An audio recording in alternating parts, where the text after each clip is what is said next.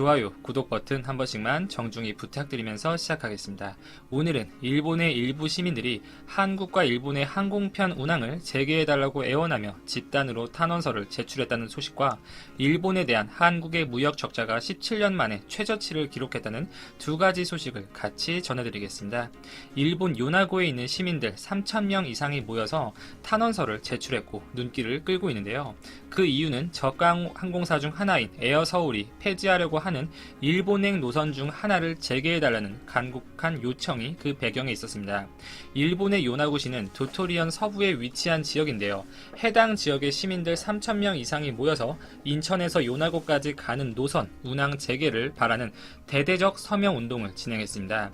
그 서명지는 에어서울의 운항 재개를 바라는 요나고시의 시민들이 직접 작성한 것이라고 하며 해당 서명지는 일본 도토리현 지사뿐만 아니라 에어서울 항공사의 지점장과 그 자매결연 도시로 되어 있는 우리나라 강원도 지사에게도 전달되었다고 합니다. 애타는 마음은 알겠지만 그 번지수를 완전히 잘못 찾아갔죠. 아베 정부를 직접 찾아가거나 아니면 도토리현 지역 의원들 4명이 모두 자민당 소속의 의원들로 알려져 있는데 그 지역 의원들의 사무실을 찾아갔어야 했습니다. 사실 한국에서 거의 반년 가까이 장기화되고 있는 일본 불매운동, 그 중심에 있는 일본 여행 불매, 가장 큰 피해를 본 기업들은 많은 저가항공사들이었죠. 냉정하게 이들 기업들에게 있어서 일본행 노선은 수익을 올려주었던 주요 구간이었고 전체 매출에서 큰 비중을 차지하고 있었습니다. 물론 시기마다 차이가 있었겠지만 50%, 일부 업체들은 성수기에는 그 매출 비중이 70%까지 육박하고 있는 상태였는데요. 일본을 찾는 한국인들의 비율이 드라마틱하게 줄어들면서 이 주요 일본행 노선들의 간편은 대부분의 항공사들마다 공통적으로 진행이 되고 있었고 대신에 국내선 구간이나 이 동남아 쪽의 노선을 늘리고 있는 상황인데 이번 탄원서 사태의 중심에 있던 에어서울의 예를 들면 추가로 일본에 운영하고 있는 12개의 지점 중 오키나와 삿포로 등의 6개의 지점을 추가로 폐쇄할 방침을 알려져 있습니다. 일본 관광청에 따르면 지난달 한국인 관광객의 숫자는 전년 같은 기간 대비 65% 정도 감소했고 3분의 1 토막 난 거죠. 이는 2011년 일본에서 발생한 대지진 사태 이후 가장 큰 하락폭을 기록한 것입니다. 이 자연적인 재해, 대재앙보다 한국인의 불매운동이 더 강력했다는 것을 보여주는 자료죠.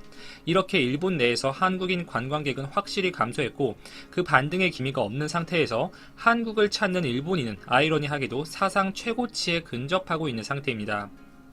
요미우리 신문은 29일 SNS를 통해서 이 한국 문화에 친근감을 갖게 된 일본의 젊은 여성들이 많아지면서 양국 간 정치적 갈등과는 무관하게 한국을 방문하는 일본인 수가 올해 들어서 사상 최고치에 육박하고 있다고 보도했는데요. 이 신문이 인용한 관광공사 통계에 따르면 올해 1월부터 9월까지 한국을 방문한 일본인은 서울을 중심으로 작년 동기 대비 19% 늘어난 약 250만 명을 기록해서 같은 기간 역대 최고치인 2012년 수준 277만 명에 거의 근접한 상태로 알려져 있습니다. 일본의 수출 규제로 한일 관계가 악화된 올해 7월 이후의 시점을 잡아봐도 한국을 찾은 일본인 수는 작년 동기 수준을 웃돌고 있는 상태입니다. 한국과는 정반대의 흐름이 나타나고 있는 것인데요. 이 요미우리는 독특한 카페와 잡화점으로 관광객들을 끌어들이는 익선동 풍경을 대표적으로 소개하면서 이 SNS나 드라마를 통해서 한국의 친밀감을 갖게 되는 한국을 동경하는 젊은 층이 분명 많아졌고 이 한국으로 가는 항공권의 가격이 많이 싸진 것이 그 주요 배경이라고 분석을 했습니다. 물론 두 번째 이유가 주요한 팩터겠죠. 실제로 일본행 노선들이 판매가 저조하고 좌석 점유율이 낮아지면서 대대적으로 세일을 해서 판매가 되었고 이를 통해서 국내에 방문한 일본인들은 대개 가성비를 중시하는 대학생 등의 젊은 연령층이 확실히 많았던 것으로 보여집니다. 실제로 한국을 찾는 이 관광객 감소 영향으로 일본 규슈 각지에서 한국으로 오는 항공편은 지난 10월 말 현재 주당 149편으로 알려져 있는데 작년과 비교해 거의 반토막 났고 이 때문에 후쿠시마에서 서울 노선을 운항하는 저가항공사 진에어는 작년 9월에서 11월의 기간 동안 11만원 넘게 받던 왕복권 값을 거의 반액 수준으로 내린 상태입니다. 진에어 측은 다행히 해당 노선의 일본인 탑승객이 늘어서 좌석 점유율은 80%에 육박한다고는 합니다만 워낙 요금이 저렴하기 때문에 현재 요금으로는 100% 탑승을 하더라도 적자라는 이야기를 했고, 이렇게 항공사는 울며 겨자 먹기 식으로 내놓는 항공권을 일본인들이 적극적으로 저렴하게 활용하고 있다, 이렇게 볼 수가 있는 것이죠.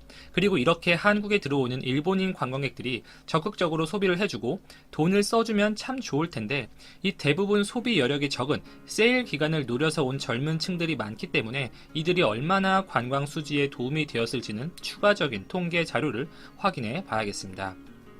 이런 현상에 대해서 요미우리는 이 전문가의 분석을 인용해 일본 정부의 수출 규제로 한국인은 경제적인 영향을 받기 때문에 화가 나 있지만 일본인들은 피해가 없어서 심리적인 마이너스 요인은 크지 않다고 분석을 했는데요. 아주 재미있는 분석인데, 이 해당 요미우리의 전문가라는 사람은 현재의 시황을 완전히 거꾸로 판단을 하는 것으로 보입니다. 이 일본의 한국에 대한 수출 규제가 단행된 지 이 4개월이 흘렀죠. 이 요미우리의 전문가라는 사람을 좀 팩트로 이렇게 제대로 반박을 해보면, 우선 양국 간 1대1 무역에서 명백히 흑자를 보던 국가 일본의 대한국 이득 규모는 월등히 감소했어요. 흑자 국가가 적자 국가한테 물건을 안 팔겠다고 한 만큼 당연한 결과라고 볼 수가 있겠죠. 이 지난달 한국의 대일 무역 적자는 무려 17년 만에 가장 낮은 수준으로 감소했습니다. 11월 대일 수출은 24억만 달러로 전년 동월 대비 10%가량 감소했고, 대일 수입은 35억만 달러로 18% 정도 감소했습니다. 수입이 수출보다 더 많이 줄었고, 결국 일본에 대한 무역 적자는 11억만 달러로 27년 만에 최저치를 기록했습니다. 이렇게 통계로도 깔끔하게 증명이 된 것이죠. 물론 수출도 줄고 수입도 줄고 이 전형적인 불황형 수출 흑적자의 모습이긴 한데요.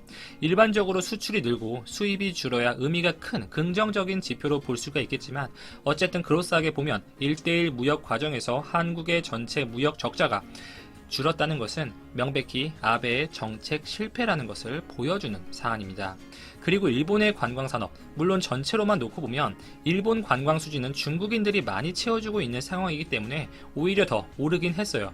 그러나 우리가 경제학적으로 어떤 현상을 분석할 때 이 미시경제, 거시경제, 미시적으로, 거시적으로 이렇게 두 가지 영역으로 해석을 할 수가 있잖아요.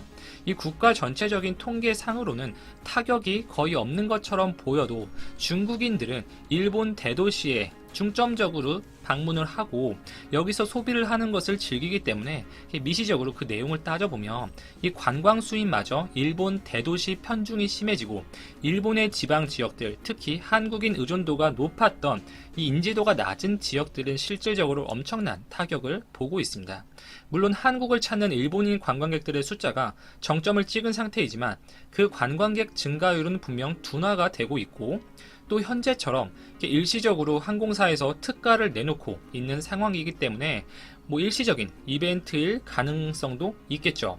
한국과 일본의 경색된 관계가 지속되고 일본에서도 혐한 감정이 점점 자라나고 항공사에서 일본행 노선 쭉 간편하고 결국 정상적인 가격으로 돌아가면 이러한 특수 효과도 줄어들 수가 있겠습니다. 지금 이제 한국과 일본 간에 이제 국장급 회담도 있을 것으로 보이고, 이 수출 규제 철회 그리고 화이트리스트 제외 이 등에 대해서 한국과 일본의 좀 견실한 이야기가 앞으로 나올 것 같은데, 이러한 한국과 일본의 정치적 상황에 따라서 그 추세는 명백히 갈릴 것으로 보여지고, 우리나라도 실제로 일본보다 많이 부족하다고 하지만 요즘 들어서 이제 보시면 굉장히 좋은, 또 매력도가 높은 그런 지역들도 분명히 많아지고 있어요. 이러한 지역들에 대한 좀 대대적인 홍보가 이제 필요할 것으로 보여지는 상황입니다. 여기까지 정리하고 오늘은 마치겠습니다. 감사합니다.